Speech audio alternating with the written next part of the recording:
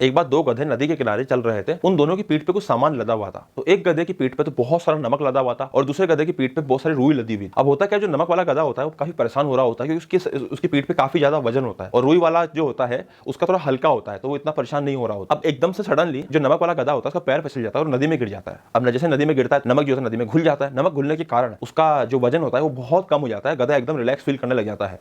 तो ये बात गधा उस रुई वाले गधे को बताता है। अब रुई वाला गधा सोचता है कि यार इसकी तो किस्मत कितनी अच्छी है, पानी में गिर गया तो इसका वजन हल्का हो गया, ये ट्रिक मुझे भी अपनानी चाहिए। और वो भी जानबूझ के लड़खड़ा के पानी में गिर जाता है। अब जैसे ही गधा पानी में गिरता है रुई वाला, उसके बाद मालिक उसको दो छड़ी मार के दोबारा उठवाता है। अब जब गधा उठता है तो होता क्या है कि रुई सारा पानी सोख लेती है। तो अब बेचारे रुई वाले गधे का वजन तो डबल हो जाता है और ज्यादा हो जाता है।